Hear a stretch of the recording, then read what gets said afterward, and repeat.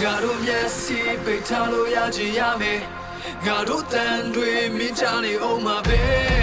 Garo yeta chonye lo twaye twame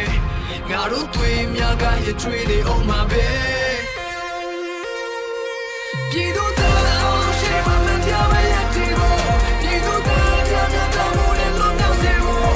Sino jere sheye jame Pido yeta ta pido yeta Pido ta tomo piede alo piata sebo Pido ta ana shere komye piasebo Sino jere sheye jame Pido yeta ta pido yeta Pido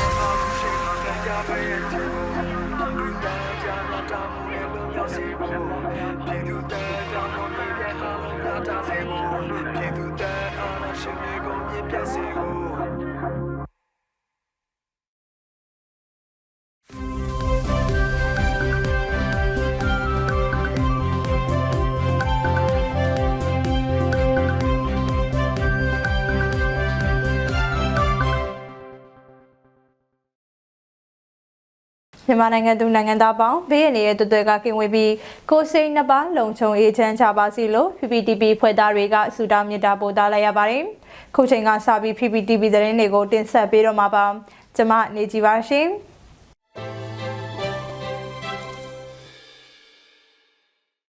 ဒီကနေ့ဖေဖော်ဝါရီလ15ရက်နေ့ကြာသပတေးနေ့အတွက်တင်ဆက်ပေးခြင်းတဲ့သတင်းကောင်းစင်တွေကတော့ဂျာကာလာတရားစီရင်ရေးဆိုင်ရာဦးစီးဌာနနဲ့မြေပြင်တရားသူကြီးများတွေ့ဆုံဆွေးနွေးတဲ့သတင်းအကြမ်းဖက်စစ်ကောင်စီတပ်ဖက်ဝင်တွေတရက်ထဲမှာ88ဦးသေဆုံးပြီး73ဦးဒဏ်ရာရခဲ့တဲ့တဲ့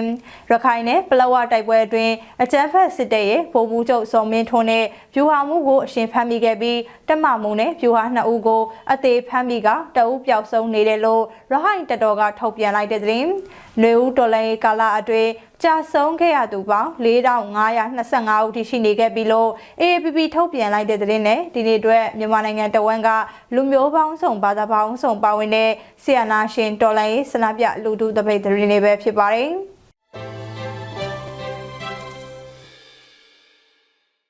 ပထမဆုံးတင်ဆက်ပေးခြင်းတဲ့သတင်းကတော့ဂျာကာလာတရားစီရင်ရေးဆိုင်ရာဦးစီးဌာနနဲ့မြေပြင်တရားသူကြီးများတွေ့ဆုံဆွေးနွေးတဲ့သတင်းမှာ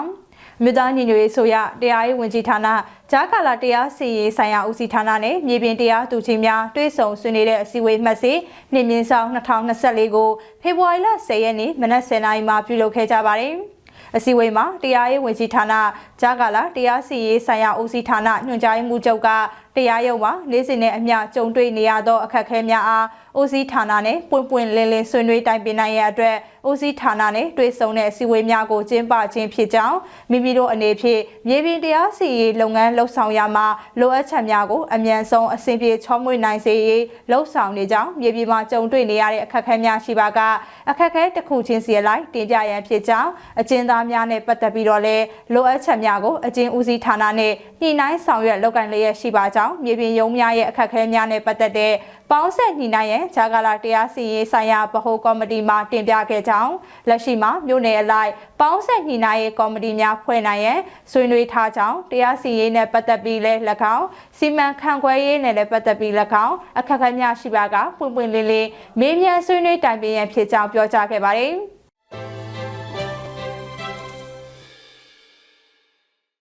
ထပ်မံတင်ဆက်ပေးခြင်းတဲ့သတင်းကတော့အကြမ်းဖက်စစ်ကောင်စီတပ်ဖက်ဝင်တွေတရက်ထဲမှာ88ဦးသေဆုံးပြီး73ဦးဒဏ်ရာရခဲ့တဲ့သတင်းမှာအမျိုးသားညီညွတ်ရေးဆိုရပြည်ထောင်စုလူမှုကြီးကြပ်ရေးဝန်ကြီးဌာနကပြည်သူ့ခုခံတော်လှန်စစ်တရင်ချက်လက်တွေကိုထုတ်ပြန်လျက်ရှိရမှာဖေဖော်ဝါရီလ23ရက်နေ့တရက်ထဲမှာအကြမ်းဖက်စစ်ကောင်စီတပ်ဖွဲ့88ဦးသေဆုံးပြီး73ဦးဒဏ်ရာရခဲ့တယ်လို့မနေ့ကညပိုင်းမှာထုတ်ပြန်လိုက်ပါတယ်ပြည်ထောင်စုလူမှုကြီးကြပ်ရေးဝန်ကြီးဌာနကထုတ်ပြန်ထားတဲ့စီးတွေအရတပင်းမြို့နယ်မှာအကြမ်းဖက်စစ်ကောင်စီတပ်တွေကို PDF တွေက drone နဲ့ပုံကျဲတာမင်းကင်းမြို့နယ်မှာအကြမ်းဖက်စစ်ကောင်စီတပ်စခန်းကို PDF တွေကတိုက်ခိုက်သိမ်းပိုက်တာမြင်းမူမြို့နယ်မှာအကြမ်းဖက်စစ်ကောင်စီတပ်တွေကို PDF တွေကတိုက်ခိုက်တာမြိုင်မြို့နယ်အတွင်းမှာအကြမ်းဖက်စစ်ကောင်စီတပ်တွေကို PDF တွေကတိုက်ခိုက်ခဲ့တာတွေပြုလုပ်ခဲ့တယ်လို့ဖော်ပြထားပါတယ်ဒါအပြင်ရှားတော်မြို့နယ်မှာအကြမ်းဖက်စစ်တပ်ရဲ့စခန်းတွေကို PDF တွေကတိုက်ခိုက်သိမ်းပိုက်တာကော့ကရိတ်မြို့နယ်မှာအကြမ်းဖက်စစ်တပ်နဲ့ KNL ပူးပေါင်းတပ်တွေတိုက်ပွဲဖြစ်ပွားတာနဲ့စီဆိုင်မြို့နယ်မှာအကြမ်းဖက်စစ်ကောင်စီလက်အောက်ခံ PNL နဲ့ PNL တို့အကြားတိုက်ပွဲတွေကဖေဖော်ဝါရီလ23ရက်နေ့မှာဖြစ်ပွားခဲ့တယ်လို့ဖော်ပြထားပါတယ်။ ပြည်ထောင်နဲ့လူမှုကြီးကြပ်ရေးဝန်ကြီးဌာနကတော့အာဏာသိမ်းအကြမ်းဖက်စစ်အုပ်စုရဲ့ပြည်သူလူထုအပေါ်အကြမ်းဖက်ဖိနှိပ်ဖန်ဆီးတိုက်ခိုက်တပ်ဖြတ်နေမှုများကိုပြည်သူလူထုတရက်လုံးကအသက်ရှင်ရေးအတွက်မိမိကိုယ်ကိုမိမိခုခံကာကွယ်ပိုင်ခွင့်အရာပြည်သူလူထုခုခံစစ် People Defense Squad ကိုဆင်နွှဲလျက်ရှိတယ်လို့အသိပေးထားပါတယ်။ဒါအပြင်အခုထုတ်ပြန်ထားတဲ့အကြမ်းဖက်စစ်တပ်ရဲ့တေဆုံးဒဏ်ရာရစရင်ကမြေပြင်မှာယခုထက်ပိုမိုများပြားနိုင်တယ်ဆိုပြီးတော့လည်းဖော်ပြထားပါတယ်။ဆက်လက်ပြီးမြေပြင်တရားသူကြီးများမှမေးမြန်းလာသောလုပ်ငန်းပိုင်းဆိုင်ရာအခက်အခဲစီမံခန့်ခွဲမှုပိုင်းဆိုင်ရာအခက်အခဲများနဲ့ပတ်သက်ပြီးမေးမြန်းချက်များကိုသက်ဆိုင်ရာတာဝန်ရှိသူအသီးသီးကပြန်လည်ဖြေကြားခဲ့ပြီးနောက်အစည်းအဝေးဆွေးနွေးချက်များအရာအစည်းအဝေးဆုံးဖြတ်ချက်များရှေ့လုပ်ငန်းစဉ်များကိုညွှန်ကြားရေးမှူးချုပ်မှအတည်ပြုချမှတ်ခဲ့ပါတယ်။အဲဒီနောက်ညွှန်ကြားရေးမှူးချုပ်ကမိမိတို့အနေဖြင့်ကိစ္စရပ်တော်တော်များများကိုအောင်မြင်အောင်ဆောင်ရွက်နိုင်ခဲ့ကြောင်းအချို့ကိစ္စရပ်များအားပေါင်းဆက်ညှိနှိုင်းရန်လိုအပ်တာများရှိကြောင်းမိမိတို့အားလုံးပူးပေါင်းပြီးစ조사ဆောင်ရွက်ပါကအခက်အခဲများကိုကျော်လွှားနိုင်မှာဖြစ်ကြောင်းအစည်းအဝေးသို့တက်ရောက်လာကြသောမြေပြင်တရားသူကြီးများနဲ့ဦးစီးဌာနဝန်ထမ်းများအားလုံးကိုကျေးဇူးတင်ရှိပါကြောင်းပြောကြားခဲ့ပါတယ်။အစည်းအဝေးကိုဂျာကာလာတရားစီရင်ဆိုင်ရာညွှန်ကြားရေးမှူးချုပ်ရုံးအဖွဲ့မှညွှန်ကြားရေးမှူးများဂျာကာလာတရားစီရင်ဆိုင်ရာဦးစီးဌာနမှတာဝန်ရှိဝန်ထမ်းများနဲ့မြေပြင်တရားရုံး28ရုံးမှတရားသူကြီးများဆက်သွယ်ရေးတာဝန်ခံများတက်ရောက်ခဲ့ကြတယ်လို့တရားရေးဝန်ကြီးဌာနကသတင်းထုတ်ပြန်ထားပါတယ်။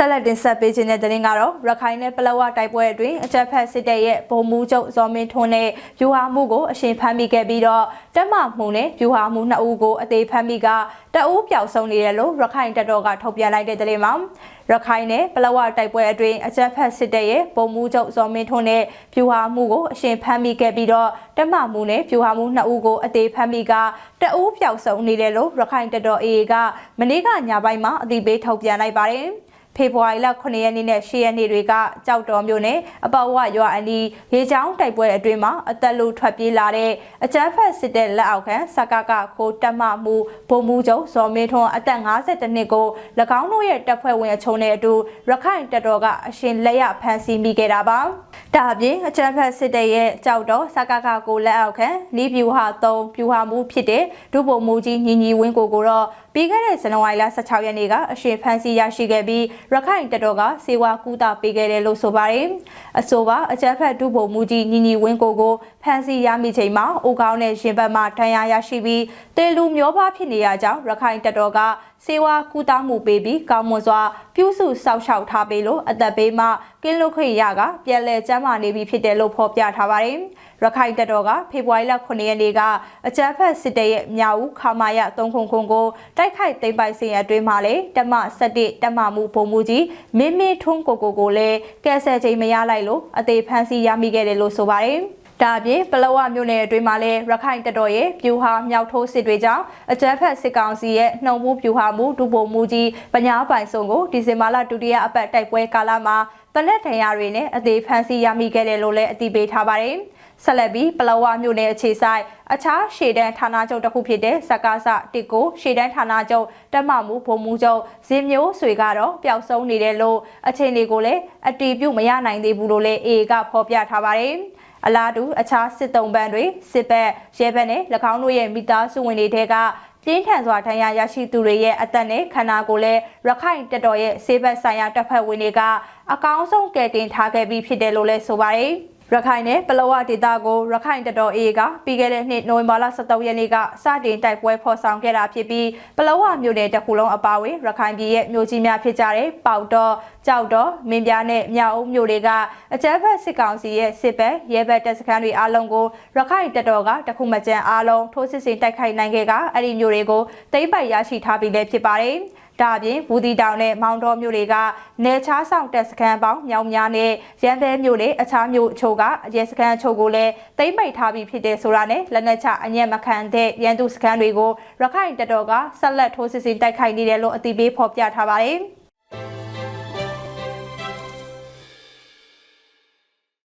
နောက်ထပ်တင်ဆက်ပေးခြင်းတဲ့သတင်းကတော့နွေဦးတော်လှန်ရေးကာလအတွင်းကြာဆုံးခဲ့ရသူပေါင်း4525ဦးထိရှိနေခဲ့ပြီလို့ AAPP ထုတ်ပြန်လိုက်တဲ့သတင်းမှာ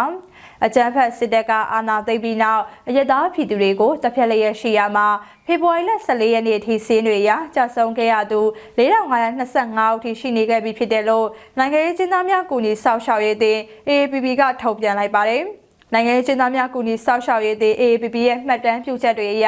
2021ခုနှစ်ဖေဖော်ဝါရီလ1ရက်နေ့ကနေ2024ခုနှစ်ဖေဖော်ဝါရီလ14ရက်နေ့အထိဖမ်းဆီးချုပ်နှောင်ခြင်းခံထားရသူစုစုပေါင်း26,093 ဦးရှိပြီး၎င်းတို့အနက်မှာ8,983 ဦးမှာထောင်ဒဏ်ချမှတ်ခြင်းခံထားရတယ်လို့ဖော်ပြထားပါတယ်။ပြည်ထောင်ချမှတ်သူခံထားရသူတွေမှာ119ဦးကတည်တဲ့ချမှတ်ခြင်းခံထားရတာပါ။မျက်ကွယ်တည်တဲ့ချမှတ်ခံထားရသူ43ဦးအပါအဝင်119ဦးမှာမျက်ကွယ်ပြည်ထောင်ချမှတ်ခြင်းခံထားရတယ်လို့ဆိုပါတယ်။အဲ့ဒီစင်းတွေရတည်တဲ့ချမှတ်ခံထားရသူစုစုပေါင်း164ဦးရှိပြီလို့လည်းဖော်ပြထားပါတယ်။အာမခံတဲ့လွတ်မြောက်လာသူက24ဦးရှိပြီးပြန်လည်လွတ်မြောက်လာတဲ့အရေအတွက်က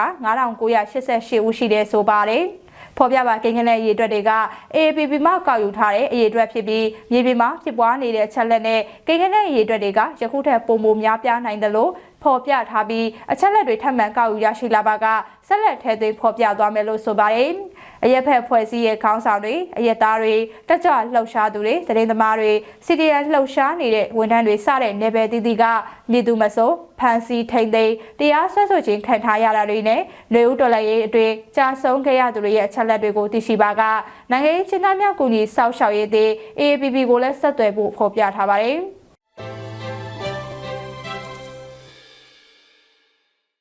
အခုနောက်ဆုံးအနေနဲ့မြန်မာနိုင်ငံတဝန်းကလူမျိုးပေါင်းစုံဘာသာပေါင်းစုံပါဝင်တဲ့ဆီယနာရှင်မြစ်ဖြတ်ချင်းမုံရေးလူလူဆန္ဒပြပွဲသတင်းတွေကိုစုစည်းတင်ဆက်ပေးမှာဖြစ်ပါတယ်။ချင်းမပင်မြို့နယ်ရဲ့နောက်ပြန်မလဲကြီးဒီဒေါ်လာတပိတ်စီတောင်းကအကြမ်းဖက်စစ်တပ်ကြာရှုံးရေးဆန္ဒပြတပိတ်ကိုပြုလုပ်ခဲ့ကြပါတယ်။ဆန္ဒပြဒေါ်လာပြည်သူတွေကနောက်ပြန်မလဲကြီးဒီဒေါ်လာတပိတ်စီတောင်းနဲ့ဖက်စစ်တပ်ကဆုံခွာကြပြည်သူရေခွေခိုလုံကြဆိုတဲ့စာသားကိုကိုင်ဆွဲပြီးအကြမ်းဖက်စစ်တပ်ကြာရှုံးရေးဟစ်ကြွေးမှုတွေနဲ့ပြုလုပ်ခဲ့တာပါ။စကိုင်းတိုင်းလက်ပံတောင်ဒေသခံပြည်သူတွေကအကြမ်းဖက်စစ်တပ်ကြာရှုံးရေးဆန္ဒပြတပိတ်ကိုဒီကနေ့မှပြုလုပ်ခဲ့ကြပါတယ်။ဆန္ဒပြပြည်သူတွေကအဆုံးသက်အောင်ပွဲစီလူလူလိုက်နဲ့တက်ဆုံဖွေရက်ကုံလှချီဆိုတဲ့စာသားကိုကိုင်ဆွဲပြီးဆန္ဒပြချီတက်ခဲ့ကြတာပါ။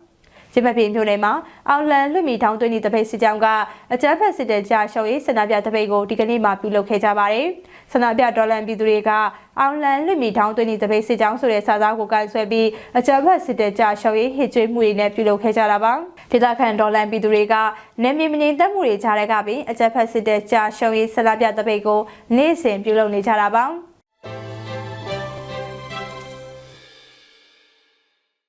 ဒါကတော့ဖေဖော်ဝါရီလ15ရက်နေ့သတင်းတွေနဲ့လူလူဆန္ဒပြပွဲသတင်းတွေကိုစုစည်းတင်ဆက်ပေးကြတာပဲဖြစ်ပါတယ်။ကျေးဇူးတင်ပါတယ်ရှင်။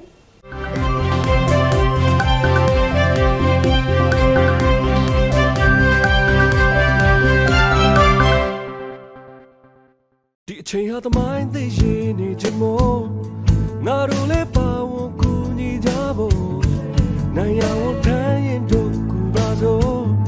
ညီမြသောနိုင်ငံတူတည်ကြစို့အငြိကြီးပင်းတဲ့သူဝင်းများလိုက်ပေါ်လေတို့အလုံးသားတွေအငြိကြီးပင်းတဲ့သူဝင်းများလိုက်ပေါ်လေယုံကြည်ရမလုံးသားတို့နဲ့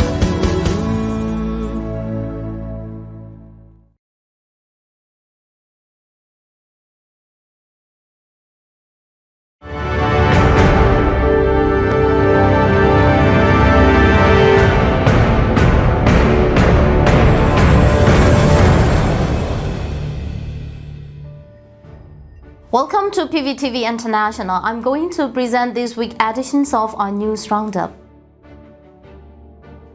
ပြည်ထောင်စုလွှတ်တော် 6th meeting marks important discussions and reports. The 6th meeting of the ပြည်ထောင်စုလွှတ်တော် commenced on February 1st, 2024, utilizing a video conference system for a two-day session. CRPH Chairman Wu Aung-jinyon opened the meeting with an address, followed by speeches from Acting President Duwale Shila, Prime Minister Manwin Kaintan. During this section, U Robert Nair of Kaya Karani State Constituency 10 presented and submitted the Bidangsu Ludo Statement of Opinion, gaining approval. Video screenings feature speeches from the International Parliamentary Union (IPU), President Honorable Dr. Tulia Exxon, and Vice President of the European Parliament, Ms. Heidi Hotler. Additionally, a speech from the Chairman of ASEAN Parliamentarians for Human Rights (APHR) was read by Domnyat Tiratun, Chair of the International Relations Committee, and Usi Dumao, a committee member, read the speech from an aligned Parliament member, Janice Safin. The CRPH then presented reports on its work, focusing on strengthening relationship with the international parliamentary community. The Lotto approved the National Unity Government's progress report and future plans. A proposal urging revolutionary forces to intensify efforts to end the military dictatorships and establish a federal democratic union was submitted by Myla Mintun of Shan State Namsan constituency and discussed by 6 other parliamentarians. On the second day, parliamentarians raised questions and respective union minister from the National Unity Government provided answers. Cabinet News. Acting President Tuwala Sheila highlights Spring Revolution triumphs and federalism integration. During the January 30 Cabinet meeting, Acting President Tuwala Sheila emphasized the success of the resistance war in the Spring Revolution, especially in seizing the city. He underscored the importance of integrating and assessing this victory when constructing a political framework, considering their political and racial significance. The Acting President stressed the necessity for strategic thinking in aligning the result of the resistance war with federalism principle. Notably, Part 1 and 2 of the Federal Democratic Charter, crafted to encompass the entire country during the Spring Revolution, have already gained collective approval. These charter provisions reflect a shared ideology among ethnic groups, providing a common foundation for future societal development. In his concluding remarks, the acting president affirmed that this fundamental principle would serve as the cornerstone for the nation's progress. NUG statement, Spring Revolution must root out armed harassment. On January 29, 2017, Ugoni, a prominent Burmese lawyer and constitutional law expert known for his outspoken criticisms of 2008 Constitution, was tragically shot and killed at 5:10 in the evening in the bustling arrival hall of Yangon International Airport. On the 7th anniversary of his end, Kone Win's untimely death, the National Unity Government issued a statement expressing concern, highlighting the unsettling fact that an accomplice in the assassinations remained at large. The statement emphasized how this grim reality reflects Myanmar's political challenges, pointing to public insecurity, a lack of peace, and the absence of law and order under the military dictatorship. Prime Minister urges increased effort for humanitarian aid and international awareness. During a meeting on January 27 with officials from the Ministry of International Cooperation and CDM staff, Prime Minister Mawin Kaitan emphasized the need for heightened efforts in providing humanitarian assistance, health and education support to those fleeing conflict due to the oppressive actions of the terrorist Myanmar military. He also expressed confidence that ongoing arrangement by the ministry to raise awareness about the Federal Democratic Charter among domestic and foreign organizations would be advantageous for the revolutions by informing the international community about the future directions of the Federal Democratic State.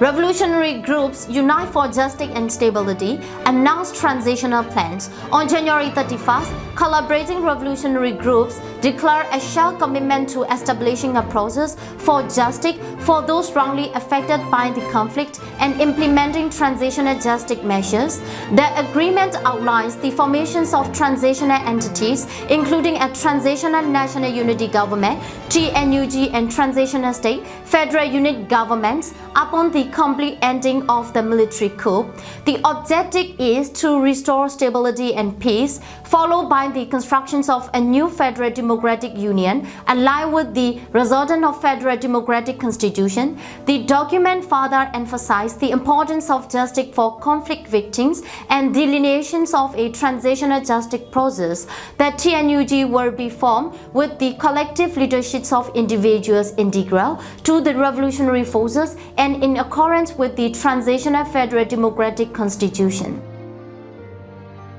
Ministry of Humanitarian Affairs and Disaster Management, Ministry Update. Japanese Parliament holds hearing for Myanmar's democratic rebuilding and peace. On February 1st, the Ministry of Humanitarian Affairs and Disaster Management revealed that a hearing took place in the Japanese National Diet.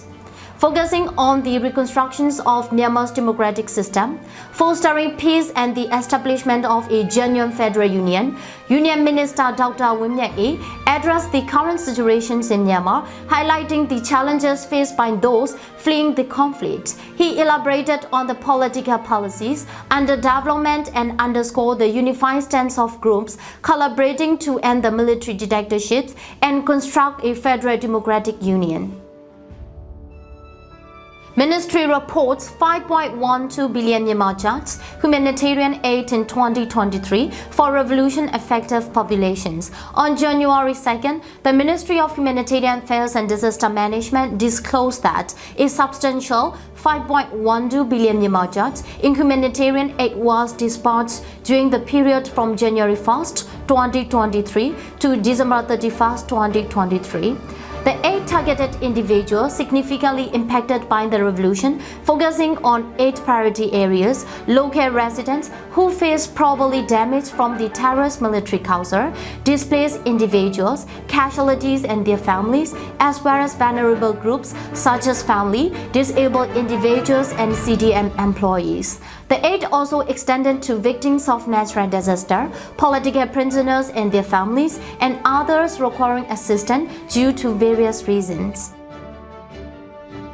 Ministry of Defense Ministry affirms unity with Karen Revolutions on 75th anniversary. On the 75th anniversary Diamond Jubilee of Karen Revolution Day, observed on January 31st, the Ministry of Defense conveyed a message expressing their commitment to collaborate closely with the Karen community. The message emphasized joint efforts to bring an end to the military dictatorships and actively contribute to the establishment of a future federal democratic union. The NUG acknowledged and respected the frontline involvement by the Karen National Union (KNU) and the Karen National Liberation Army (KNLA) in the ongoing Myanmar Spring Revolution, highlighting their collaborated efforts with similar revolutionary organizations.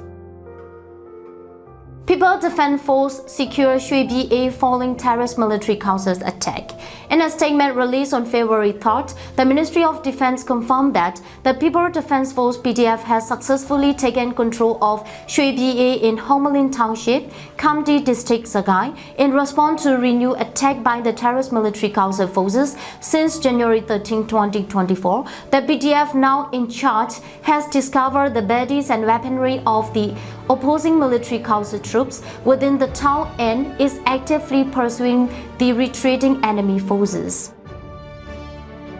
Ministry of Commerce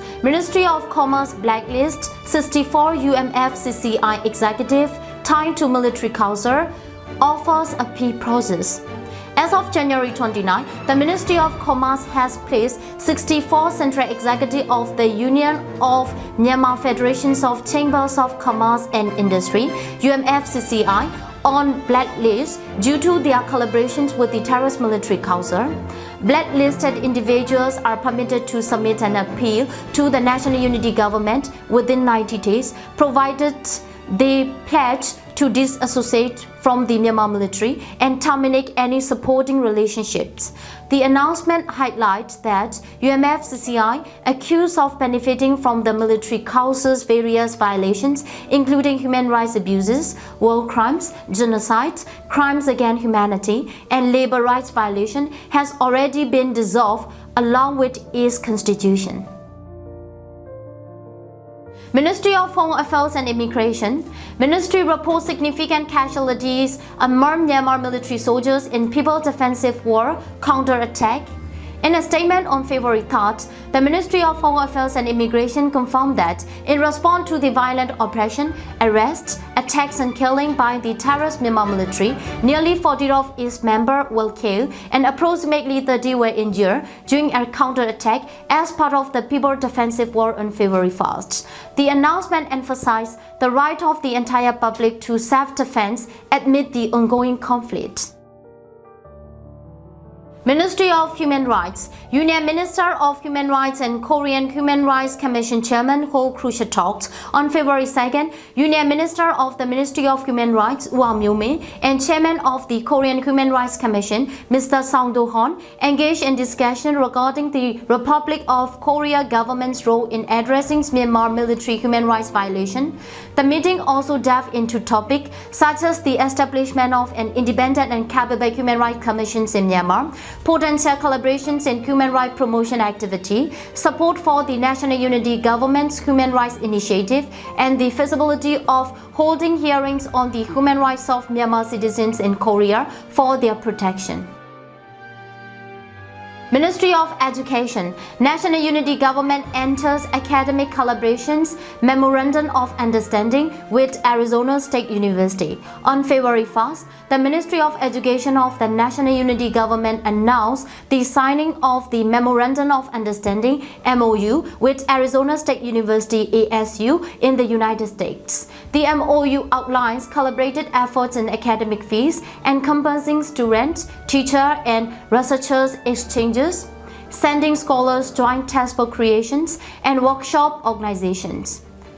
The agreement reflects our commitment to fostering academic collaborations between the National Unity Government and Arizona State University. Ministry of Foreign Affairs. National Unity Government vows to restore democracy, ensure justice, and pursue responsible foreign policy. On the 3rd anniversary of the Spring Revolution, the Ministry of Foreign Affairs of the National Unity Government declared on February 1st its unwavering commitment to restoring democratic governance and constructing a new, improved federal state of Myanmar. The announcement emphasized that the responsible for atrocities and mass killing across the country would face appropriate punishment. Additionally, the National Unity Government pledged to be a responsible partner to the international community, foster positive relations with neighboring countries, actively contribute to understanding and prosperity in the ASEAN region, and implement a neutral foreign policy emphasizing international law, peace, and cooperation. Ministry of Planning, Finance and Investment. DMNK and NUG surpassed 1 trillion in transactions, defying military dictatorship's control since its launch in June 2022 by the Ministry of Planning, Finance and Investment. The Digital Myanmar DMMK and the NUG mobile wallet program have achieved a significant milestone with a total value of transactions surpassing 1 trillion Myanmar kyat. The initiative aims to break free from financial systems controlled by the terrorist military council, establishing an independent and secure financial system to eliminate the influence of the military dictatorship. This accomplishment symbolizes the resilience of the people and their determination to resist oppressions. NUG Pay, as a revolutionary tool, stands as a testament to the courage, diligence, endurance, and desire for democracy among the people of Myanmar, pledging to remain in solidarity until the ultimate goal of the revolution is realized. Overview of military operations in the first week of February 2024. During the first week of February 2024, a surge in attacks on city occurs in the plains, accompanied by clashes in Kachin State and the Nindari region. Battles to claim cities erupted in mountainous region, as well as cities attacks in the plain witnessed an alarming escalation. The attacks go being urban bombings, extending to military bases within city, showcasing the growing infiltration capabilities of the People Defense Army and Revolutionary Forces in urban areas. In Sagaing region, Nyemu witnessed an attack on military camps by revolutionary forces, resulting in the death of 3 soldiers and the capture of 2 military family members. Mongya town in Natlu Taipan district saw 2 soldiers killed in a shooting incident. Additionally, a drone attack on LIB 256, LIB 257 and LIB 258 battalions in Yezajo, Magwe region left 5 soldiers injured. The first week of February has witnessed a series of camp battles in Kachin State and Peninda region, indicating an escalation in military pressures despite the end of the ceasefire between the Brotherhood Alliance and the Myanmar military in the northern Shan region. In Mansi Township, Kachin State, the Kachin Independence Army KIA captured the LIB 250 forward camp, seizing weapons and ammunition. Revolutionary forces captured a joint camp deployed by the Myanmar military and Duzoti in Million Town village, Palo Township, the Ninda region, with nearly 30 forces. Additionally, the Mount Magan area police station faced an attack by the People Defense Force (PDF) and local defense forces. In an extraordinary incident on January 29, the Cobra column successfully shot down an Eurocopter helicopter near Myawaddy LIB 355. The incident resulted in the death of Colonel Emin Now, the commander of 44 divisions, 1 battalion commander, 1 drone officers and 2 pilots. The Progressive Karani People Force PKPF reported a total of 960 clashes in Karani state over the 3 years since the coup. During this period, 2,986 members of the military councils were killed and 477 members of the Karani revolution lost their lives. Let's see what do we have for our weekly roundup news in coming weeks. Thanks for watching PVTV International.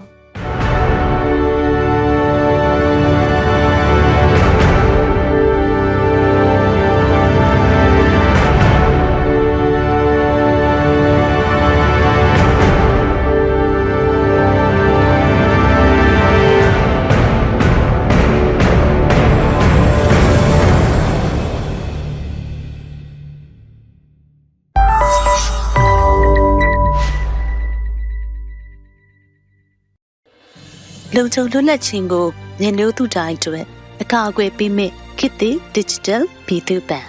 Nằm chết ở US dollar, Singapore dollar, Thai baht rui của bà NNB, nít sen ở tu ya suy này nè bà. Các bà suy sĩ của tụi ta suy suy mẹ, nằm này nghe rồi, bắt thăm sâu đó, với chỉ xin nít sông nín đấy, Spring Development Bank. Account của sĩ thà dùng nè, bảo when sao mua nhà của, let cái mà bé web application hạt thế. Say chai si man don't pitch about the law. With wing we topo, anger and pama cat atari. Relationship manager Miago Setwin and Epin. Crypto Wiji, USDT ne, I will pay my money. A kucha in me? New back up when book, seeing Peter like Barono.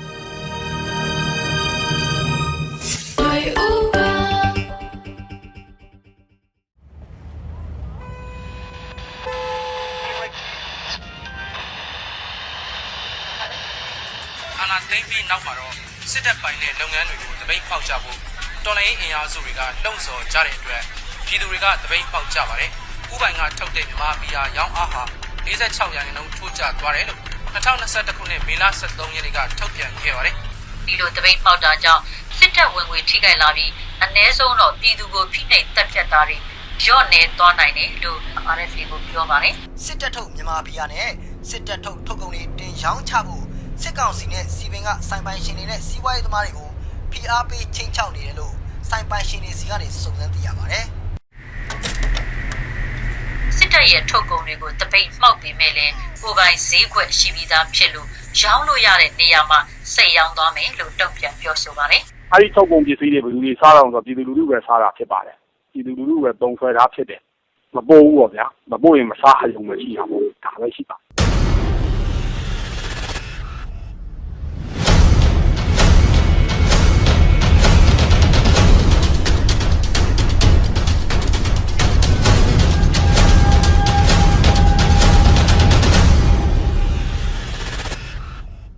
ဘန္နာရေးစက်မျက်နှာဘန္နာရေးကြိုက်ပွဲဟဲ့လို့ပြောရတယ်ဒီနေ့ချိန်မှာပြည်သူအလုံးသိရှိပြီးဖြစ်ပါတယ်အင်မတန်အရေးကြီးတဲ့စက်မျက်နှာကြီးတစ်ခုဖြစ်တယ်နော်သက်စစ်ဝင်ငွေဖြစ်တော်ရေးလှုပ်ရှားမှုကြီးရဲ့ပထမခြေလှမ်းဖြစ်တဲ့ကျွန်တော်တို့ပြည်သူလူထုတရက်လုံးကစစ်တပ်ပိုင်းလုပ်ငန်းတွေဖြစ်တဲ့အရက်ဖီယာ secret အုပ်စုကိုတပိတ်မောက်ခဲ့တာအတိုင်းအတာတစ်ခုထိအောင်မြင်ခဲ့ပါတယ်အခုဆိုလို့ရှိရင်စစ်ကောင်စီကသူတို့ရဲ့ငွေကြေးအကျပ်တဲကိုဖြည့်ရှင်းဖို့အတွက်နီလန်မျိုးစုံတုံးပြီးစူးစမ်းနေတာကိုလည်းတွေ့ရပါတယ်ဝိုင်းကောက်ဒုတိယလိုင်းမှာအခုတိုးချဲ့ပြီးတော့ပါဝင်လာတဲ့ကုန်စီနဲ့ဝန်ဆောင်မှုများကတော့အောင်ပါလိမ့်စစ်တပ်ပိုင်းမရဏရင်လိုင်းတွေဖြစ်တဲ့ရွှေမန်းသူပသိမ်သူရွှေမြိုင်သူတန်မြန်သူရှမ်းမာလီရင်လိုင်း9လိုင်းနဲ့တပ်ပိုင်းနဲ့နန်းမြိုင်နဲ့ရွှေဖြူတစိမ့်ကော်ဖီလက်ဖက်ချောက်တို့ကိုဘူးတပိတ်တိုက်ပွဲကြီးဆင်နွှဲပြီးတော့မှတွဲဖက်ပါဝင်လာတဲ့အင်းလေးဒေသကမရဏဟိုတယ်များမှာလည်းမတဲခိုခြင်းဖြစ်တပိတ်မှောက်ပါဝင်ကြဖို့အလေးနဲ့တောင်းဆိုမြစ်တာရက်ခံရပါတယ်ခင်ဗျာဘူးတပိတ်အယူတိုက်စဲမဲ့ဘူးတပိတ်အယူတိုက်စဲမဲ့ဘူးတပိတ် မျိုးအားလုံးဆွေးနွေးတဲ့ဆက်ပြီးတော့ပါဝင်ကြရမယ်ဖက်စစ်တက်ကိုတဆိုးရှည်အောင်လုပ်နေတဲ့ဒီသွေးစွန်းငွေမှန်သမျှကိုလူထုအားနဲ့တိုက်ခတ်မယ်တော်လှန်ရေးအတွက်လိုအပ်နေတဲ့ဘဏ္ဍာရန်ပုံငွေစနစ်တွေကိုပြည်သူအားနဲ့တည်ဆောက်ကြရမှာဖြစ်တယ်။ပြည်သူလူထုမပါဝင်တဲ့ဘယ်ဒေါ်လာရေးကမှအောင်မြင်ဖို့ထုံးစံမရှိပါဘူး။လူထုဒေါ်လာရေးကြီးမှာယနေ့အချိန်ထိအောင်တော်လှန်ရုန်းကန်နိုင်နေတာဟာပြည်သူလူထုရဲ့ပူးပေါင်းပါဝင်မှုပြည်သူလူထုရဲ့ကူညီမှုတွေကြောင့်ပဲဖြစ်ပါတယ်။ဒါကြောင့်မို့လို့စစ်ကောင်စီအပါအဝင်စစ်ကောင်စီနဲ့ပူးပေါင်းပါဝင်နေတဲ့ဘဏ်တွေမှာပြည်သူလူထုရဲ့ငွေတွေကိုရင်းနှီးမြှုပ်နှံမဲ့အစားဝိုင်းကော့လုပ်ပြီးတော့ရင်းဆန်ပြီးတော့ကျွန်တော်တို့ရဲ့ຫນွေဥပံမှာပါဝင်ပူးပေါင်းပေးဖို့အတွက်ဖိတ်ခေါ်လိုက်ရပါတယ်။ဖက်စစ်စီးပွားစန့်ကျင်ရေးပြည်သူ့ဘက်ကစတင်လိုက်ပြီစစ်တပ်ထုတ်ကုန်မဝဲရေးအားနိုင်စီးပွားအားမတွေ့ကျေးတာချင်းတဲ့တော်လည်းရေးပဲအဲ့ဒါချင်းတဲ့တော်လည်းရေးပဲဝိုင်းကောက်ဒုတိယလိုင်းမှာ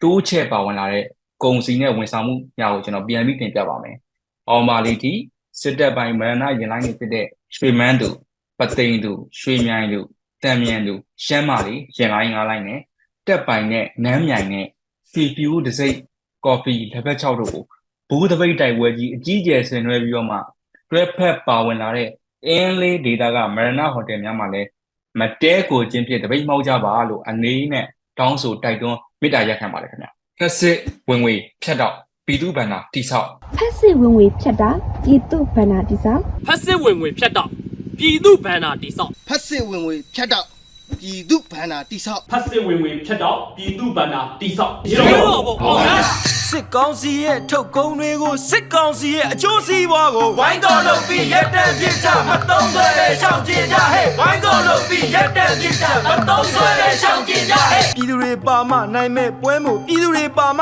နိုင်မဲ့ပွဲမို့စီးလုံးကြပါအားတင်းကြပါတော်လည်းလည်းလွင့်ကြထူကြဘူးပိတ်လိုက်ပွဲစင်ကလွဲကြတော်လည်းလည်းလွင့်ကြထူကြဘူးပိတ်လိုက်ပွဲစင်ကလွဲကြຫນွေဦးပြည်သူများရှင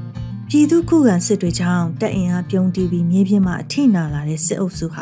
လေကြောင်းတိုက်ခိုက်အားကိုအစွမ်းကုန်သုံးပြီးပြည်သူတွေကိုဖိနှိပ်အသာစီးယူဖို့စ조사နေပါတယ်။အခုဆိုရင်စာတင်ကျောင်းဘာသာရေးအဆောက်အုံဆေးရုံစစ်ပေးကနေလို့အများပြည်သူနဲ့ဆိုင်တဲ့နေရာတွေအိမ်တွေကိုပါမချမ်းလေကြောင်းပြစ်မှတ်ထားတိုက်ခိုက်နေပါတယ်။ဒါကြောင့်ပြည်သူတွေအနေနဲ့လက်နက်ကြီးနဲ့လေကြောင်းတိုက်ခိုက်မှုအနေအထားကနေကိုကာကွယ်နိုင်ဖို့ကိုနေထိုင်ရာနေရာဒေသမှာအရေးပေါ်ပုံးခိုဖို့အတွက်ဘုံခိုခြင်းတူးထားဖို့အရေးတကြီးလိုအပ်နေပါတယ်ဘုံခိုခြင်းတူးနည်းအကြံပြုချက်ကတော့ဒီလိုပါပထမဦးဆုံးကတော့ဘုံခိုခြင်းလုပ်ဖို့မြေချင်းတူးရပါမယ်တူးမဲ့မြေချင်းကအနည်းဆုံး4ပေကနေ5ပေနှက်ရပါမယ်အကျေကတော့ကိုမိသားစုတစုလုံးထိုင်ရက်ဝင်ပုံးနိုင်မဲ့အကျယ်ဖြစ်အောင်တူးထားဖို့လိုပါတယ်မြေချင်းနဲ့ဝင်တဲ့မြောင်းပေါက်ကိုတော့တစ်ဖြောင်းနဲ့မဟုတ်ပဲတစ်စစ်ချိုးမြောင်းပုံစံတူးဖောက်ရပါမယ်။ဒါမှအဝင်အထွက်တက်တဲ့ဝင်တိုက်မိတာမျိုးကိုရှောင်နိုင်မှာပါ။ကဲမြေချင်းတူးပြီးပြီဆိုရင်တော့ဒုတိယအနေနဲ့တူးထားတဲ့မြေချင်းမုံကနေလုံခြုံခိုင်ခန့်တဲ့အဖုံးကိုစောက်ဖို့လိုအပ်ပါတယ်။တူးထားတဲ့မြေချင်းရဲ့အပေါ်ထောင်၄ထောင်မှာတိုင်၄တိုင်စီကိုစတူရန်ပုံဖြစ်အောင်မြေကြီးတဲ့ခက်နက်နက်ကလေးစိုက်ပါ။တိုင်တစ်လုံးနဲ့တစ်လုံးကြားမှာတပေစီလောက်ချထားပါမြေချင်းရဲ့တောင်းတတောင်းမှာ၄တိုင်စီစိုက်ရမှာဆိုတော့စုစုပေါင်းတိုင်က16တိုင်ရှိမယ်နော်မြေချင်းရဲ့အလျားထက်ပိုရှည်ပြီးတော့အချင်းတပေပတ်လေရှိတဲ့တစ်လုံးနှလုံးကိုကျင်းရဲ့တစ်ဖက်တစ်ချက်မှာစိုက်ထားတဲ့တိုင်တွေကြားထဲကိုအလျားတစ်ဖက်မှာတစ်လုံးစီလှဲပြီးတော့ထည့်လိုက်ပါတိုင်တွေကတစ်လုံးတွေလိမ့်မသွားအောင်ညှက်ပေးထားသလိုဖြစ်နေတာပေါ့နော်ကျင်းရဲ့အလျားနှစ်ဖက်မှာတစ်လုံးစီချပြီးသွားရင်အနံဘက်တွေမှာလည်းမြေချင်းရဲ့အနံထက်ပိုရှည်ပြီးတပေပတ်လေရှိတဲ့တစ်လုံးနှလုံးကိုတိုင်တွေကြားတဲ့တစ်ဖက်တစ်လုံးစီလှဲပြီးတော့ထည့်လိုက်ပါအဲ့ဒီအခါမြေချင်းရဲ့အလျားဘက်ကတစ်လုံးတွေနဲ့အနံဘက်ကတစ်လုံးတွေကတစ်ခုပေါ်တစ်ခုဆင့်ပြီးတော့ရှက်ထားသလိုဖြစ်နေပါလိမ့်မယ်ကဲဒါဆိုရင်အဖုံးလုပ်ဖို့တစ်လုံးပေါင်ရပါပြီအဲ့ဒီတစ်လုံးပေါင်ပေါ်ကနေတစ်လုံးကြီးတွေကိုအတန်းလိုက်တင်ရပါမယ်အဲ့ဒီတစ်လုံးကြီးတွေကိုနှလုံးတွဲတန်ကျိန်းနဲ့တွဲတာဖြစ်ဖြစ်တန်ကြိုးတွနန်းကြိုးစပိန်ဆိုင်ကဲချင်းကြိုးတွေနဲ့ခြေတာမျိုးဖြစ်ဖြစ်လုပ်ပြီးတော့မလှုပ်နိုင်အောင်တွဲချိတ်ရပါမယ်ဒီတစ်လုံးတွေစီထားတဲ့အဖုံးပေါ်ကနေမိုးကပြင်ပြားတန်ပြားစတာတွေကိုဖုံးပြီးတော့အဲ့ဒီအပေါ်မှာသဲအိတ်တွေကိုအပြားလိုက်ညီညာစီရပါမယ်သဲအိတ်ကို2ထပ်3ထပ်စီနိုင်ပါတယ်သဲအိတ်စီထားတဲ့အပေါ်ကနေတစ်လုံးကြီးတွေဒါမှမဟုတ်ကားတာယာတွေထပ်ပြီးတော့ဖုံးနိုင်ပါတယ် နောက်ဆုံးမှာတော့ဘုံခိုခြင်းမှမတိတာအောင်အပေါ်နဲ့ဘေးပတ်လေကိုမြေကြီးတွေနဲ့တိတ်တိတ်ချာချာဖုံးရပါမယ်။အဲ့ဒီနေရာမှာတောင်ပိုးလေးလိုမျိုးဖြစ်နေအောင်လို့ဖုံးထားလို့လည်းရတယ်ပေါ့နော်။တတိယနဲ့နောက်ဆုံးအနေနဲ့ကတော့ဘုံခိုခြင်းနဲ့ပုံနေတဲ့အချိန်လိုအပ်နိုင်တဲ့ပစ္စည်းတွေကိုကြိုပြင်ဆင်ထားဖို့ပါပဲ။အရေးပေါ်လိုအပ်နိုင်တဲ့ရေမုတ်ချောင်းနဲ့အကိုက်ခဲပြောက်ဆေးလိုဆေးဝါးတွေမတီးလိပ်ဂွန်းလိပ်အရက်ပြန်ပလာစတာစက်ကူတိတ်စတဲ့ရှေးဦးသူနာပြုစုရေးပစ္စည်းတွေပြင်ဆင်ထားဖို့လိုအပ်ပါတယ်။ဒါအပြင်ဖုန်း၊ဓမီ၊ရေဒီယို၊ပါဝါဘန့်၊ဓာတ်အဝတ်ထည်တချို့နဲ့စောင်တို့ကိုလည်းတပါးတဲ့အလွယ်တကူယူသွားနိုင်အောင်ပြင်ဆင်ထားရပါမယ်။တကယ်လို့မြေချင်းတူးပြီးတော့ဘုံခိုခြင်းလုပ်ဖို့ခက်ခဲတယ်ဆိုရင်တော့တဲအိတ်ဝက်ကတ်တွေနဲ့ဘုံခိုဘန်ကလုပ်ပြီးပုံခိုဖို့အတွက်ပြင်ဆင်ထားရမယ်နော်။ဘုံခိုဘန်ကလုပ်မယ်ဆိုရင်တော့ဆာလာအိတ်ထဲကိုတဲနဲ့မြေကြီးတင်းတင်းထည့်ပြီးလေးတောင်ပတ်ပတ်လဲကာပါ။တဲအိတ်မရှိဘူးဆိုလို့ရှိရင်ဝက်ကတ်တန်စကားမိုးကာစားတွေကိုလည်းသုံးလို့ရပါတယ်။ဥပမာဝက်ကတ်နှစ်ခုကြားကိုတဲနဲ့မြေကြီးထည့်ပြီးတော့အနည်းဆုံးတစ်ပေခွဲလောက်ထူတဲ့နေရန်လိုမျိုးဖြစ်အောင်လုပ်နိုင်ပါတယ်။အမြင့်ကတော့လူတစ်ထိုင်ကောင်းလွတ်တဲ့အမြင့်ဖြစ်ရပါမယ်။ပတ်လေအကာပေါ်ကနေခိုင်နဲ့တစ်သားတုတ်တန်းတင်ပြီးတော့တဲအိတ်ဝက်ကတ်နေရန်နေနဲ့မိုးရပါမယ်။တကယ်လို့အုတ်ခံအိမ်ရှိတယ်ဆိုလို့ရှိရင်ဘုံခိုဘန်ကလုပ်ဖို့နေရန်ထောက်နေရတွေကိုရွေးပါနော်။ကျွန်တော်တို့အခုအကြံပြုထားတဲ့ဘုံခိုခြင်းနဲ့ဘုံခိုဘန်ကာစောင့်နည်းတွေကိုကိုးကားပြီးကိုနေထိုင်တဲ့နေရာမြေပြင်အခြေအနေတွေနဲ့လိုက်လျောညီထွေရှိတဲ့ပုံးခိုရာနေရာတွေကိုမဖြစ်မနေစီစဉ်ထားကြဖို့မေတ္တာရက်ခံပါရစေ။ဒါအပြင်တိုက်လေရင်တွေစစ်သုံးရဟတ်ရင်တွေနဲ့ဆိုင်တဲ့အရေးပေါ်သတိပေးချက်တွေကိုအမြဲတမ်းနားဆွင့်အလေးထားပါ။လေရင်တန်ကြားတာဒါမှမဟုတ်လေရင်လာတာကိုတွေ့တာနဲ့ချက်ချင်းဘုံခိုခြင်းတွေထဲဝင်ပုံးကြပါ။လမ်းတွေဟင်းလင်းပြင်တွေလိုအကာအကွယ်မဲ့တဲ့နေရာတွေကိုထွက်ကြည့်တာမျိုးမလုပ်ရဘူးနော်။နှစ်ဖက်ထိတွေ့တိုက်ပွဲတွေရှိနေတဲ့အချိန်မှာလည်းမလိုအပ်ပဲသွားလာတာမျိုးတွေမလုပ်ပါနဲ့ဘေးကင်းလုံခြုံတဲ့နေရာကိုရွှေ့ဖို့လိုတဲ့ဆိုရင်လည်းလုံခြုံရေးတတိအပြည့်နဲ့သွားလာကြဖို့တတိပေးနှိုးဆော်ပါရစေရှင်ပြည်သူတွေအခုရင်ဆိုင်နေရတဲ့ဘေးအန္တရာယ်တွေဟာဘဝဘေးကံကြောင့်လုံးဝမဟုတ်ပါဘူးအာနာယူတဲ့စစ်ခွေးအုပ်စုလက်နဲ့လှုပ်တဲ့ကပ်ဘေးဖြစ်ပါတယ်စစ်အာနာယူတွေလှုပ်တဲ့ကပ်ဘေးမှာအသက်ကိုညံနေဆောင်ပြီးရှင်သန်ကြရအောင်။ຫນွေဦးပြည်သူအားလုံးစစ်မိတ်ဆာကတ်ဆိုးကနေဘေးကင်းလွတ်မြောက်နိုင်ကြပါစေ။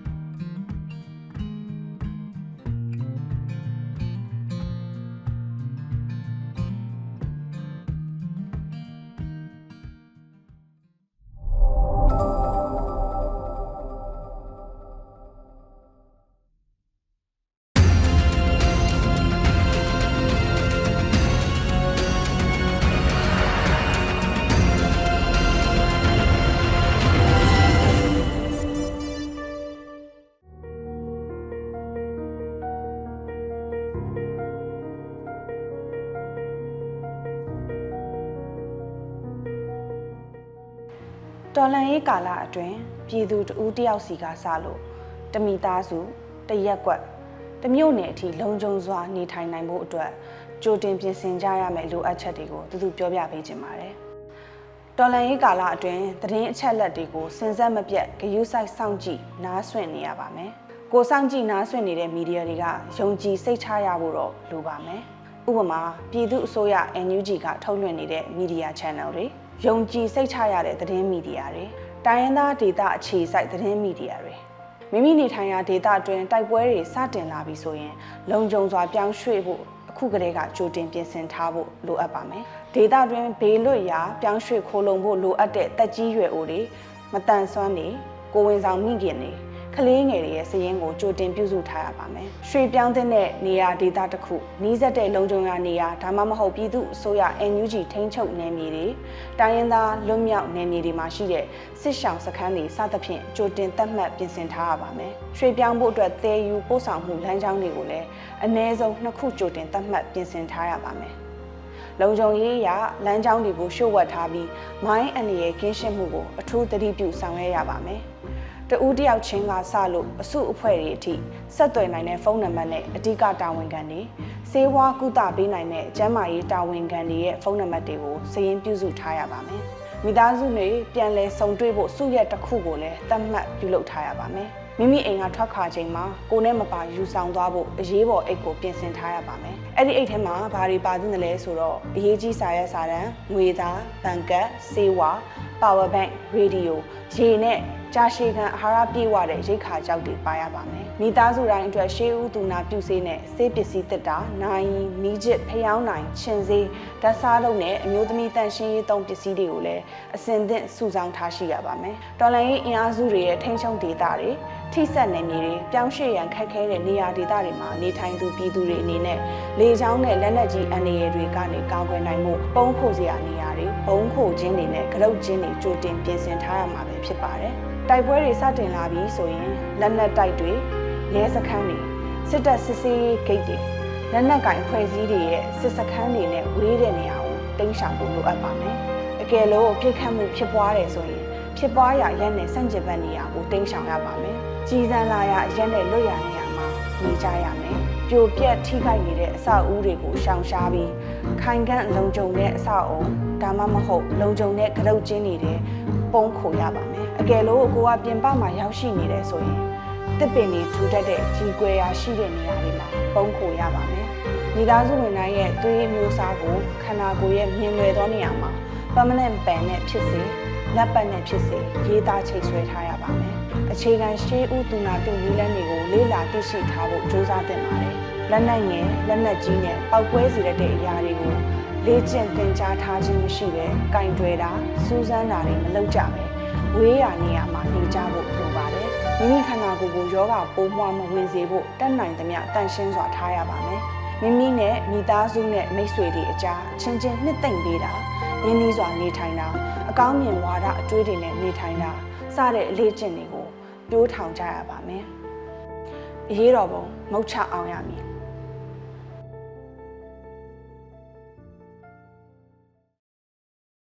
ဒီအဖမ်းခံပြီးတော့မှဒီစက်ကောင်စီကကျွန်တော်တို့ဒီလွတ်မြောက်ကူညီပေးဖို့ဆိုတော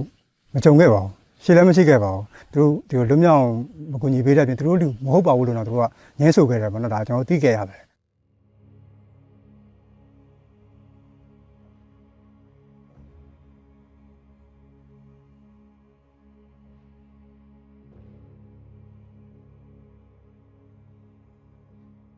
ဟိုကျွန်တော်နာမည်ကတော့မြင့်စောဝင်ပါခင်ဗျာကိုပိုင်နံပါတ်ကတော့တာဝန်မှုကိုနဲ့ခုံခုံတော့ပေါ့ကျွန်တော်တာဝန်ထမ်းဆောင်ခဲ့တာတော့ခမ956တနင်္လာရီတိုင်းရပါခင်ဗျာဟိုကျွန်တော်စားကောင်းမှာလောက်တော့ကကျွန်တော်16နှစ်လောက်ခဲ့တာပေါ့ခင်ဗျာတိုက်ပွဲကတော့ကျွန်တော်2ချိန်တော့ဖြစ်ခဲ့ပူပါခင်ဗျာဟုတ်တိုက်ပွဲအတွင်းမှာအဖမ်းခံရလို့မဟုတ်ဘူးခင်ဗျာချိန်ကာလတော့ဆို30ရက်12လ2021ပေါ့ကျွန်တော်တို့မေတော်ရေးရောက်စဉ်ဒီအဲ့နေ့ကအဲ့30ရက်နေ့ကပေါ့ဒီခေါက်ဆွဲကျော်ပို့မဲ့ကားပေါ့ကျွန်တော်တို့ဒီတက်ပါဆိုလို့ပထမတော့ဗလားဘယ်သွားမဲ့ကားမလဲကျွန်တော်မသိခဲ့ဘူးเนาะဒီကားပေါ့လုံုံရေးရတက်လိုက်ပြီပါဆိုလို့ဒါကျွန်တော်တက်လိုက်ခဲ့တယ်ပေါ့တက်လိုက်ပြီးတော့ဒီလမ်းရောက်မှဒီခေါက်ဆွဲကျော်ပို့ရမဲ့ကားမှသိတာပေါ့ကျွန်တော်ဆက်ထွက်ခဲ့တာပေါ့ဆက်ထွက်ပြီးတော့ဒီရသေးကူရွာဖြတ်တယ်ပေါ့ကျွန်တော်ခေါက်ဆွဲကျော်ပို့ခဲ့တယ်အပြန်မှာကျွန်တော်တို့ဒီရသေးကူရွာမှာအဲ့မှာကျွန်တော်အဖမ်းခံခဲ့ရတော့ကျွန်တော်ပါဝင်အားလုံးပေါင်း9ယောက်ပါခင်ဗျာဟုတ်ကဲ့ကျွန်တော်လက်ရှိဒီမှာ9ယောက်လုံးရှိပါတယ်ခင်ဗျာ2ယောက်ကတော့ဒါပြီးကြနေရမှာနေတယ်ခင်ဗျာဟုတ်စအဖမ်းခံရတဲ့အချိန်မှာဒါကျွန်တော်အသက်ဆုံးရှုံးပြီပါတော့ဒါစိုးရင်ပူပန်မှုတွေနဲ့ဒါပထမဆုံးတွေးမိပါတယ်ခင်ဗျာလက်ရှိမှာဒါလက်တွေ့မှာတော့ဘာမှမဖြစ်ဘူးပေါ့ခင်ဗျာကျွန်တော်ကောင်းမွန်စွာနေထိုင်လျက်ရှိတာပေါ့ဒါတိုင်းမှာနေခဲ့တဲ့ကတော့ဒါစိတ်ဖိစီးမှုတွေတော့အများကြီးရှိခဲ့တာပေါ့နော်ဒါကိုနဲ့သူများစိတ်လိုမျိုးကျွန်တော်နေခဲ့တာပေါ့ဒါဖိနှိပ်မှုတွေရှိလားဆိုတော့ဒါရှိပါတယ်ဖိနှိပ်မှုတွေရှိခဲ့ပါတယ်ဒါထုတ်ချင်မှုတွေပေါ့ထုတ်ချင်မှုတွေနဲ့သူနေထိုင်ခဲ့ရတာပေါ့တတ်ထဲမှာလည်းတတ်ထဲမှာလည်းဒါလူများစုနဲ့နေတယ်ဆိုတော့လူမွေးဖောက်ပြန်မှုတွေကျွန်တော်ကြုံခဲ့ဘူးပါတယ်ဟုတ်ကဲ့ကြားလဲကြားခဲ့ဘူးပါတယ်ရှိပါတယ်ဟုတ်ရှိခဲ့ပါတယ်ဒီမွေးစပါတုံဆွဲရောင်းဝယ်ဖောက်ကားမှုတွေတော့ဒါရှိနေခဲ့ပါတယ်ဟုတ်ကျွန်တော်ဒီကိုရောက်ရှိနေတိုင်းတဲ့အချိန်တွေမှာပေါ့နော်ဒါစက်ကောင်စီမှာနေကြဆိုတော့ဒါဖီးရားလေးလည်းမရှိဘူးဒီမှာအများကြီးစိတ်လွတ်လပ်မှုအများကြီးရှိတယ်ပေါ့ဒါအကျယ်တဝင်းသွားလာလို့မရပြီမလဲဒီဘက်မှာကျွန်တော်တို့ဒီလောက်ကင်စားသားဖို့အတွက်တမောဆိုင်ပိုးတာတို့ဗမွေးမြူတာတို့ဒီကျွန်တော်ကြက်မွေးမြူရေးတွေဒေတာကြက်မွေးမြူရေးတွေပြီးတော့ဘဲဦးစားပဲလေးပေါ့မွေးမြူတွေကျွန်တော်လုပ်တယ်ပေါ့နော်ဒီကျွန်တော်တို့လည်းဒီကစားဝတ်နေရေးအတွက်လည်းဒါတလားတစ်ချိန်စားတော့ကုန်ထောက်ပံ့ပေးတာရှိထောက်ပံ့ကူညီပေးတာတွေလည်းရှိပါတယ်ကျွန်တော်တို့လည်းဒီပြင်ပအကူအညီပေးတဲ့အဖွဲ့အစည်းတွေလာရောက်ထောက်ပံ့ကူညီပေးတာရှိပါတယ်ခင်ဗျာစစ်တပ်မှာနေရတာနဲ့ဒီအခုအပြင်လောကမှာနေရတာအများကြီးကွာခြားမှုတွေအများကြီးရှိပါတယ်ခင်ဗျာစစ်တပ်ထဲမှာတော့ဒါစိတ်လွတ်လပ်မှုတွေမရှိဘူးပေါ့ခင်ဗျာဖီအားတွေရှိတယ်ဒါချုပ်ချယ်မှုတွေရှိတယ်ပေါ့ဒီလိုမျိုးလွတ်လပ်လည်းမရှိဘူးပေါ့ခင်ဗျာဒီကွာခြားမှုတွေတော့အများကြီးရှိပါတယ်ဒါတွေကတက်အတွင်းမှာလည်းဒါအထာပါအောက်ပြီးပုံစံမျိုးတွေဒါဒီ ဒီလိုမျိုးဖိနှိပ်ချုပ်ချယ်မှုတွေဒီလိုမျိုးရှိပါတယ်ခင်ဗျဟုတ်ကဲ့ဒီလူမှုရေးရှုပ်တာတွေဒါရရှိပါတယ်ခင်ဗျဒီမွေးစေဝါကြကျွန်တော်ကိုယ်တိုင်မကြုံခဲ့ပြီမဲ့ဒါကြားဘူးခဲ့ပါတယ်ဒီလိုမျိုးတခြားတပြင်းတက်တွေမှာတို့မွေးစေဝါရောင်းဝယ်တာတို့တုံးဆွဲတာတို့ဒီလိုမျိုးကြားဘူးခဲ့ဒီလူခွင့်ချုပ်ပေါင်းမှုတွေလို့ဖိနှိပ်မှုတွေရှိတာတဲ့ထဲမှာဒါစီလုံးမှုအားတော့နဲလာပြီလို့ပဲပြောရမှာပါခင်ဗျဟုတ်ကဲ့စီလုံးမှုကပြုတ်ကွဲလာပြီပေါ့ဟုတ်ကဲ့တက်တဲ့မှာဒီလူခွင့်တွေဖောက်ပြရတာမနော်ဒီကျွန်တော်တို့ဒီခြေတန်းဆိုပြီးတော့ဒီလိုမျိုးသွားခဲ့လာခဲ့တာတွေမှာဒီလိုမျိုးအိမ်တွေမှာဝင်တဲတယ်ဒါပစ္စည်းယူဆောင်တာတွေဒါဥမာပြောမှမီးဇက်တို့ဒါဆိုင်ကယ်တို့ဒါမျိုးတွေယူရတာတွေကြုံခဲ့ဥပါတယ်ဒါတို့ရာချီပိုင်းမှာပါသူတို့အဲ့လိုလုပ်နေကြတာဟုတ်ကဲ့ရှိပါတယ်နော်အာနာမသိမင်းစစ်တပ်ပေါ်မြင်နေရတာဘယ်လိုမှထွေထူးထူးကြောင့်မြင်တယ်လို့တော့မရှိဘူးနော်ဒီအာနာမသိမှာဒီရတာဆိုရတဲ့ဘောအုပ်ချုပ်နေစစ်တပ်လည်းဒီဘောနေတာဒီလိုမျိုးပဲကျွန်တော်ထူးခြားအမြင်မရှိပါဘူးနော်အာနာသိရဲ့ကျွန်တော်ဒီအာနာသိရမှာအများလက်မခံတဲ့ကိစ္စဖြစ်တဲ့အတွက်ဒါတဖြည်းဖြည်းနဲ့သူရုံလုံးပေါ်လာတာပဲလေတဖြည်းဖြည်းနဲ့ဒါအများပြည်သူကလက်မခံအောင်ဆိုတာသိတာဆိုဒါမှားတယ်လို့ပဲကျွန်တော်ယူဆပါတယ်ဟုတ်ကဲ့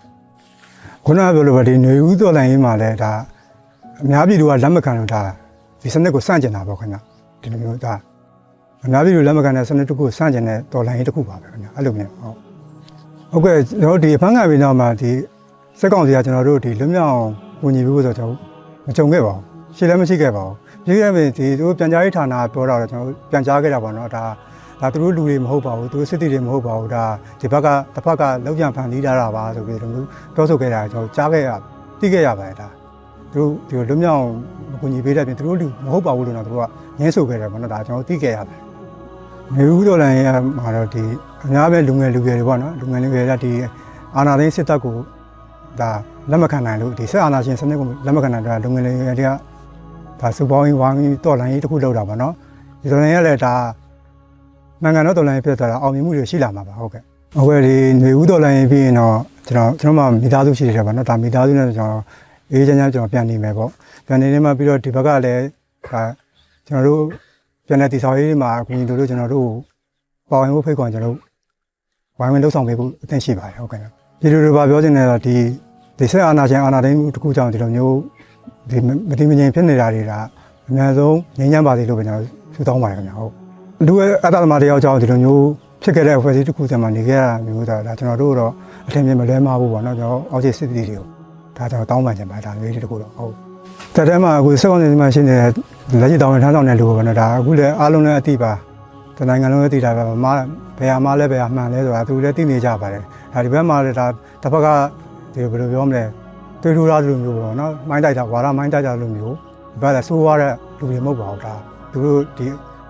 အာဏာရှင်စနစ်ကိုဒါမကျင်းတဲ့လို့တွန်းလှန်နေကြတာပေါ့နော်ဝိုင်းဝန်းပြီးလက်တွဲကူညီပေးဖို့ဖိတ်ခေါ်ကြပါဟုတ်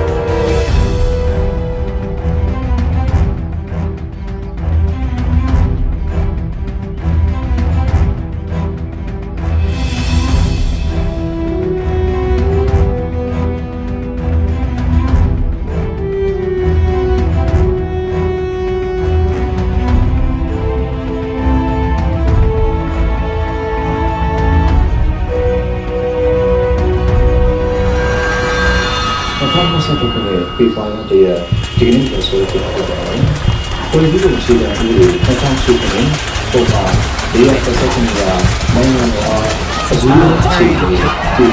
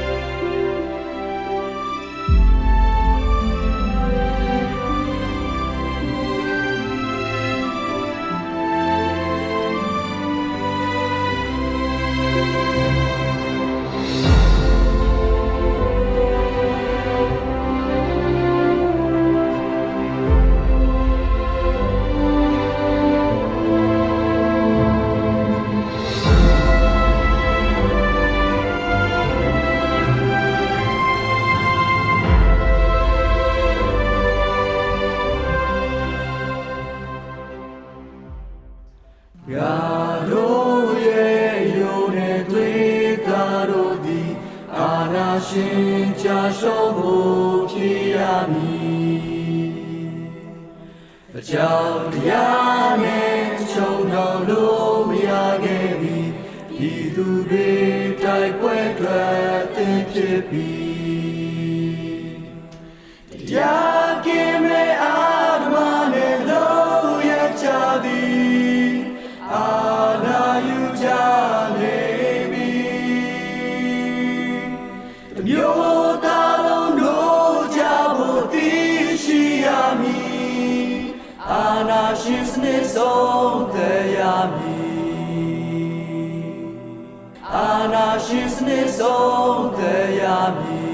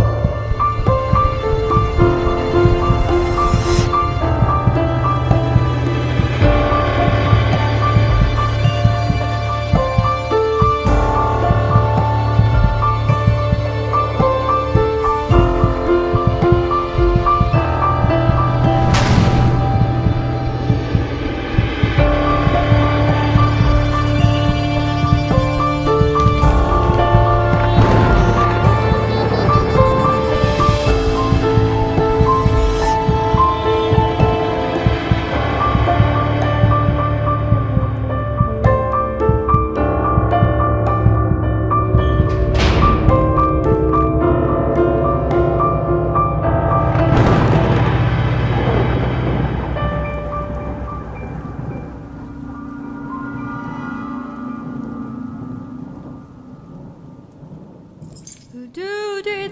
goli kasa doda pilane do the pine mudan go sapitim cano me do pidu reta Lonely Bongi and we have see the Jao Mama. They are changing them at my hand. Did I go to trail at twin pure damn inside loud? Grow Jim Yalong about it to go lay and Beminia. Look at the what it the type way was so winning job.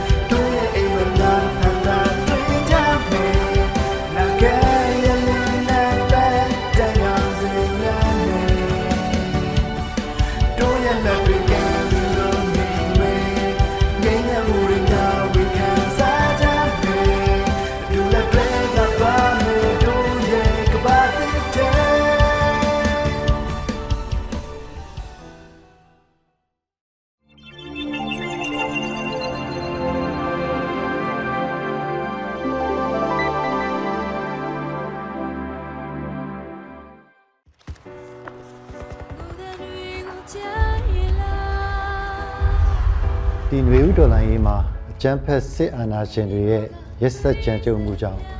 အသက်ပေးခဲ့ရတဲ့ຫນွေဥသူရဲကောင်းတွေများစွာရှိပါတယ်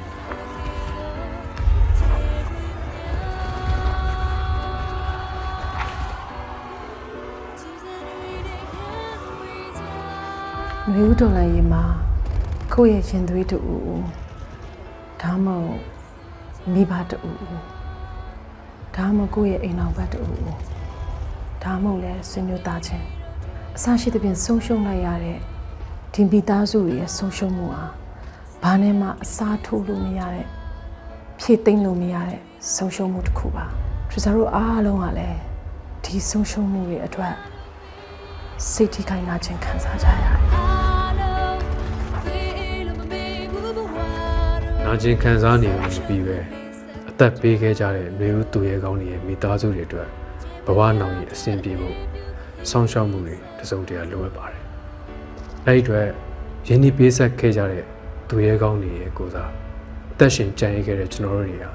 တာဝန်ကိုယ်စီရှိပါတယ်။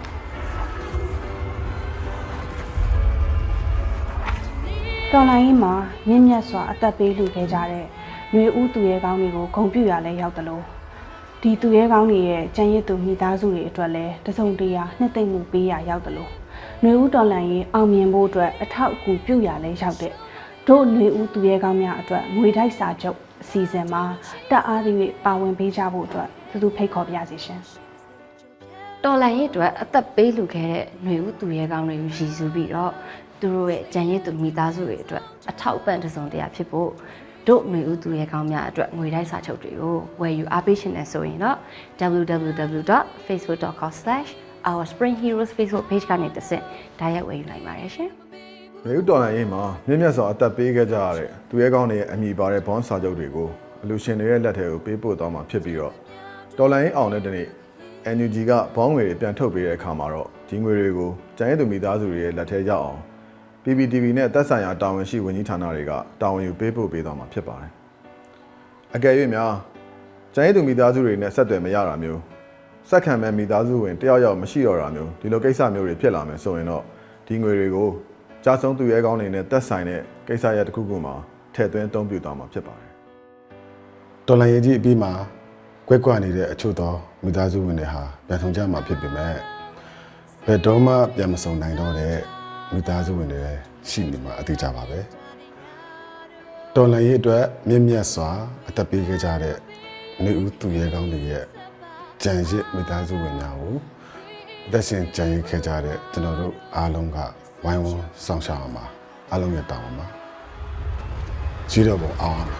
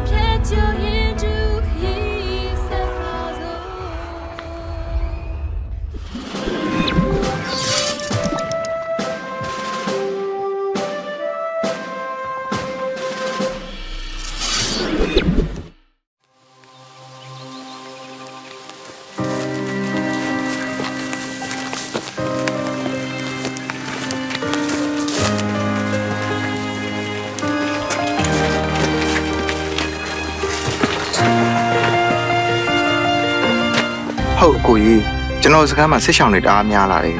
စေးဖို့လိုနေပြီအားစိတ်မပူနေကြတယ် STP ပြန်ရှိတယ်အရမ်းမြင်တယ်ငါကူလွှဲလိုက်မယ်လုံလဲလုံကြုံတယ်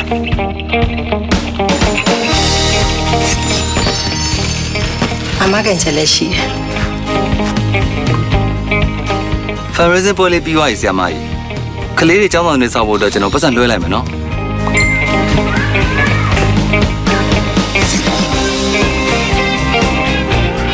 ကျမတို့တော်လှန်ရေးဘတ်တော်သားတွေရဲ့ဘန်လွတ်လပ်ဧကຫນွေဦးဘန်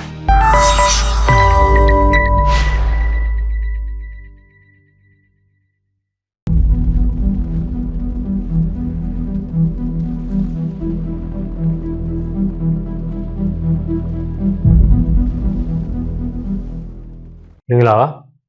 ကျွန်တော်တရုတ်ဆောင်တောင်းပါကျွန်တော်အခုပြောချင်တာလေးကကျန်းဖက်စစ်ကောင်စီဟာလူထုအာဏာကိုမတရားသဖြင့်သိမ်းယူဖို့စ조사ခဲ့ခြင်းကနေစပြီးပြည်သူရန်သူတစ်ဖွဲ့သဘောထားပြီးမျိုးမျိုးစုံနဲ့ရက်ဆက်ရုံမှနေရတယ်ကိုပြည်သူတွေအားလုံးအသိဒါတွေကိုဘာကြီးကလည်းသိရှိပြီးကျန်းဖက်စစ်ကောင်စီရဲ့ရာဇဝတ်မှုတွေကိုတားဆီးရေးယူနိုင်ဖို့လိုအပ်လာပါတယ်ဒါကြောင့်ကျွန်တော်တို့ဟာမြန်မာနိုင်ငံရဲ့သတင်းအချက်အလက်အမှန်တွေကို social platform မျိုးစုံကနေတစ်ဆင့် ပေးဖို့တင်ပြနေကြတာဖြစ်ပါတယ်။ Facebook platform ဒါမှမကအခြား social platform တွေဖြစ်တဲ့ Twitter, Instagram, YouTube စတာတွေကိုပါတွင်တင်ကြဲအသုံးပြုပြီးလည်းအချက်လက်တွေမျှဝေနေကြတာကိုတွေ့ရပါတယ်။ social platform တွေဟာလေးစီးဆင်းမှုမြန်ဆန်တယ်လို့လင်းမားတွေဝါဒဖြန့်အလိမ်ညာစကားတွေစတာတွေကိုလည်းဖြန့်ဝေနိုင်တဲ့နေရာတစ်ခုဖြစ်တာမို့ကျွန်တော်တို့အနေနဲ့မှန်ကန်တဲ့သတင်းအချက်လက်တွေကိုသာမျှဝေဖို့လိုအပ်ပါတယ်။အကြမ်းဖက်စစ်ကောင်စီရဲ့ကျူးလွန်မှုတွေသက်သေခံအထောက်အထားတွေကိုမှန်ကန်တိကျစွာသိရှိနိုင်ဖို့လူ့အခွင့်အရေးဆိုင်ရာဝန်ကြီးဌာနအနေနဲ့ official Facebook, Twitter, website စတဲ့ platform တွေကတစ်စက်အချိန်နဲ့တပြေးညီသတင်းမှန်တွေတင်ပြဆောင်ရွက်ရရှိပါတယ်။ဒါကြောင့်ပြည်သူလူထုအနေနဲ့မှန်ကန်တဲ့သတင်းအချက်လက်တွေသိရှိပြီးပြန်လည်ဖြန့်ဝေနိုင်ဖို့အတွက်လူ့အခွင့်အရေးဆိုင်ရာဝန်ကြီးဌာနရဲ့ social media platform အကြောင်းသိပေးမိတ်ဆက်ပေးနေပါတယ်။ official Facebook စာမျက်နှာချက်လက်မှန်တွေကိုနိုင်ငံတကာပုံမှန်သိရှိစေနိုင်မဲ့ official Twitter account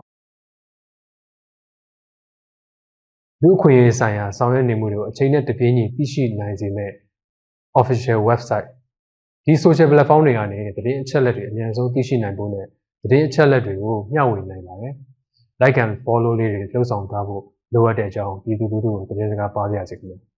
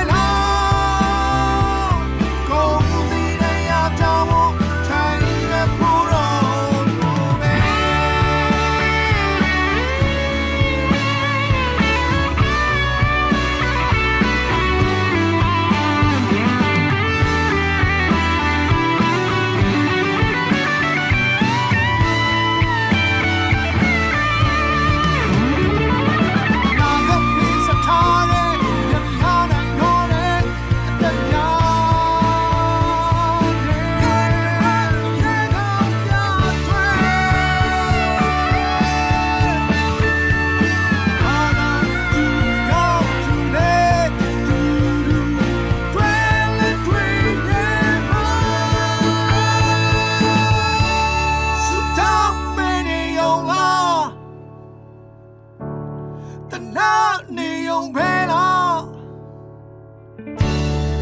Don't be neon long. The night neon bella.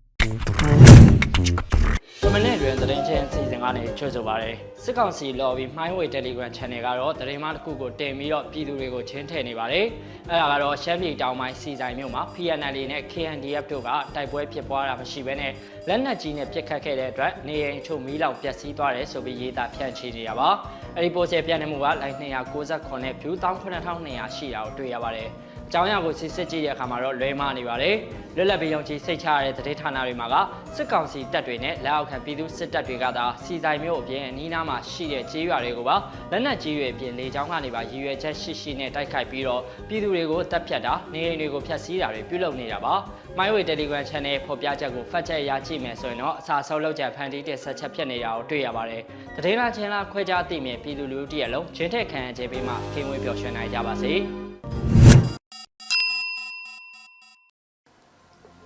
ဒီနေ့အတွက် PVTV ရဲ့ထုတ်လွှင့်တင်ဆက်မှုအစီအစဉ်ပြီးဆုံးပြီဖြစ်ပါတယ်။မြန်မာနိုင်ငံသူနိုင်ငံသားအားလုံးကိုစိတ်နှပါလုံခြုံအေးချမ်းကြပါစေလို့ PVTV အဖွဲ့သားတွေကဆုတောင်းမေတ္တာပို့သလိုက်ပါတယ်ရှင်။ PVTV ရဲ့တော်လိုင်းရေးဆိုင်ရာအစီအစဉ်ကောင်းတွေကို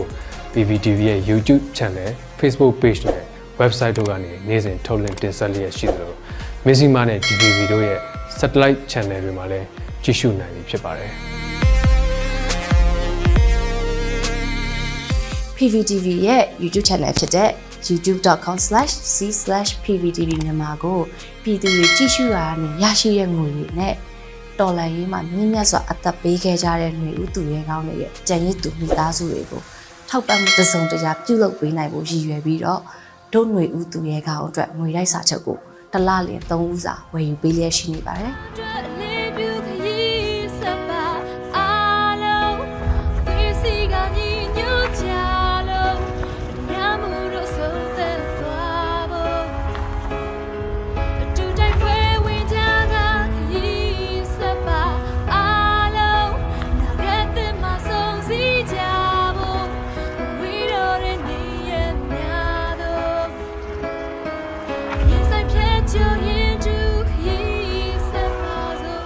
Don't know to a gun yet, Giant to Midazu. Payma Kuni, Sound Shop, Maroma Tower, she, can we generate do that Lucian in LA. Facebook.com/Our Springs Hero Facebook page can percent. Such a way you know, but in the I like by